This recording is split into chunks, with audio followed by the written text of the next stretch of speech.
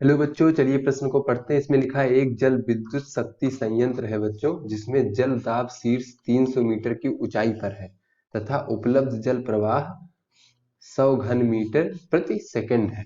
तो यदि टरबाइन जनित्र की दक्षता जो है 60% हो तो संयंत्र से उपलब्ध विद्युत शक्ति का आकलन कीजिए। और जी का मान बच्चों 9.8 मीटर प्रति सेकंड का वर्ग दिया गया है बच्चों। चलिए बच्चों, सबसे पहले इस प्रश्न की मूल अवधारणा देख लेते हैं। तो बच्चों, किसी भी जल विद्युत संयंत्र से जो उपलब्ध जल विद्युत शक्ति है, तो यहाँ पे देख लेते हैं वो क्या होता है बच्चों। उपलब्ध जल विद्युत शक्ति, बच्चों उपलब्ध जल विद्युत शक्ति बराबर होता है जल स्तंभ का दाब और गुणे बच्चों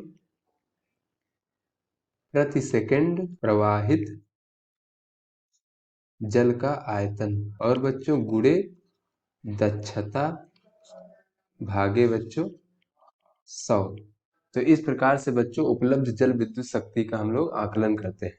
तो बच्चों जल स्तंभ का दाब गुणे प्रति सेकंड प्रवाहित जल के आयतन से हम जल विद्युत शक्ति को ज्ञात कर सकते हैं, किंतु बच्चों उसकी अगर दक्षता 100% से कम है तो इस प्रकार से हम बच्चों गुणे दक्षता भागे 100 करके उसके जो उपलब्ध जल विद्युत शक्ति है वो ज्ञात कर सकते हैं।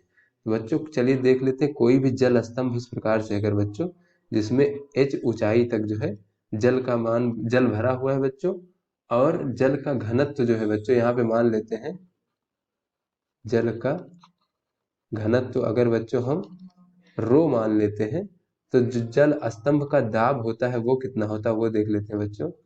जल स्तंभ का दाब बराबर होता है बच्चों रो जी एच, जहाँ पे जो बच्चों जी है वो गुरुत्वीय त्वरण है और एच जो है बच्चों वो स्तंभ में जल की ऊंचाई है। तो चलिए बच्चों अपने प्रश्न को हल करते हैं। बच्चों इस प्रश्न में जो है हमें प्रति सेकंड प्रवाहित जल का आयतन जो है वो दिया गया है।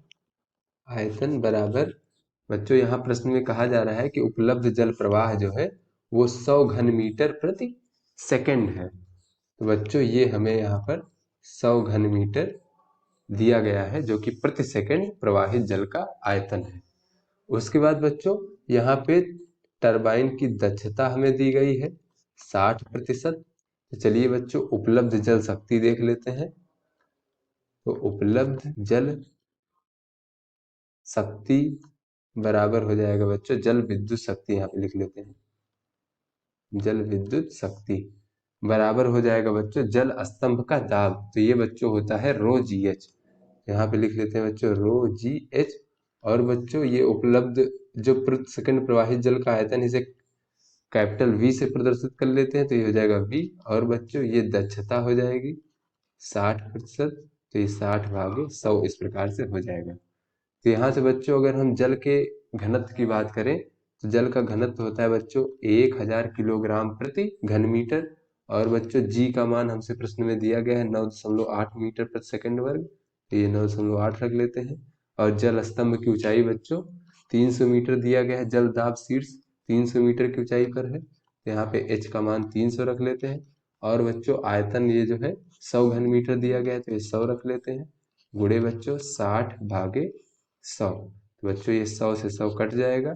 अब बच्चों इसको जब हम हल करेंगे तो ये हमें प्राप्त हो जाएगा 176.4 गुणे 10⁶ वाट। तो यहाँ से बच्चों हम लिख सकते हैं 1.76 गुणे 10⁸ वाट। तो बच्चों ये जो है उपलब्ध जल विद्युत शक्ति हमें प्राप्त हो गई। तो आशा करते हैं ये आपको समझ में आ गया होगा। धन्यवाद।